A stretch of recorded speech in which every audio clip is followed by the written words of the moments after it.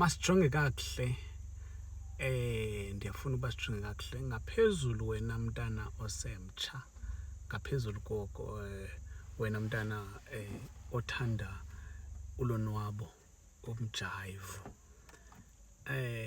wena ukuthanda ukuwina okanye wena ukuthandayo ukuwinwa. Masiphinde siyiqonde kakuhle.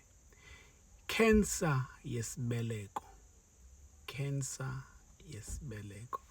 Ufuna ukuba le nto ihlale kuwe ngaphakathi. Cancer yesibeleko. I-cancer yesibeleko ichaphazela unintsi lamanina abancinci nabadala. Xa sijongene ne-cancer le yesibeleko ndifuna ukuba siqwalasele okanye sizume closer kule ndaba ye-HP virus. I-HP virus le imanifest okanye ivela njengeentsumpa ngaphantsi okanye njengeentsumpa ebumameni. Ingathi loo nto ayiwachaphazela amadoda, kodwa namhlanje ndiqondene noomama okanye namabhinqa. Le virus ke mayivela ezibe senditshilo ukuba imanifesta njengeentsumpa ngaphantsi eziye zikhule komnye ziye zibe nangaphakathi esibelekweni. Ziye zibe khona ke iintsumpa ezi zihamba ziphele within maybe a period of 6 months. Kube khona ezihamba zispread as cancer. Kulapho ifike khona ke ngoku ibe nzima khona.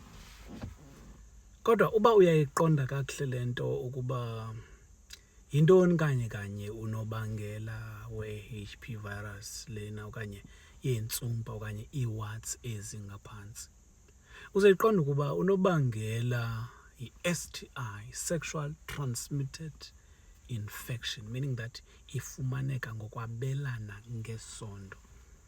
Ithi ke ngoku loo nto leyo xa ikwazi ukuba ukwabelana ngesondo, ukwasulela kwayo sisondo, azikho na ii-plans ezikhoyo zokuba umntu lo angangasuleleki ngesondo? Uzozifumanisa ukuba akhona amacebo kwaye norhulumente naye uyayidlala inxaxheba yokuba abantu bangalalani kwindlela yokuba bayosulelana. Kungako uzofumanisa ukuba ezikliniki kunikiswa iikhondom ezi-free. Zikhona ke nezithengwayo ezineziqholo. Ithi ke ngoku loo nto leyo luxanduva lomntu kwixesha esikulo ukuba ungayiavoyida i-HP virus. So ithi loo nto ke ngoku mntasekhaya, khawuzilumkele ngoba unako ukuba ungasebenzisa isikhuselo okanye ikhondom. Ukuba umlingane wakho akekho happy ukusebenzisa ikhondom, then kungcono ukuba ukhethe impilo yakho nangaphezulu, ngoba ndiyaqonda ukuba impilo yakho ibalulekile ngaphezulu komlingane wakho.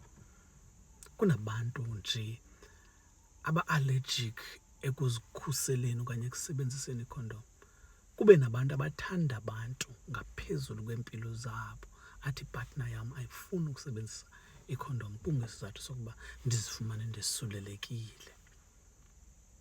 Kunabantu abangakwazi ukuphila umntu engathandani nomntu omnye okanye engalali nomntu omnye. Impilo yakhe ukuze ibe rayithi kumele uba alale nabantu aba-more than one.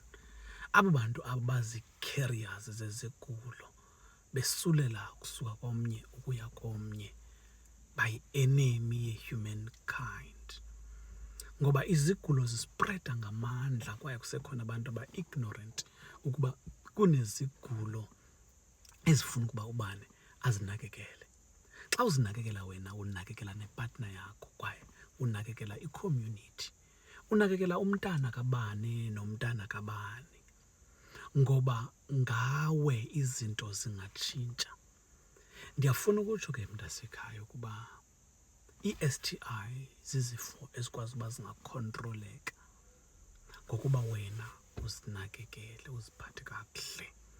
Sebenzisa isikhuseli okanye ube nepartner enye, noba se-inye, sebenzisa isikhuseli, thembeka, trustworthy, khawuhlale emntwini wakho. Qiniseka ngestatus sakho, sukubona umuntu etumtum uzixelela ukuba hayi akunokwenzeka kuye ukuba unje banje batumtum, sikhona isigulo. Kodwa ke ukuba utya iipilisi zakho ngendlela, uyowusoloko uhleli urayithi, ngoba angeke umjoje umntu otya iipilisi nongazityiyo. Kwaye akho nto imbi ke ukuphila nogawulayo, ngoba simfumana ngeendlela, akho mntu uziceleleyo. Kodwa okubalulekileyo kukuzinakekela xa sele unawo naxa ungenawongo. So ndifuna ukuba sihlale ke siqiniseke ke ngeempilo zethu.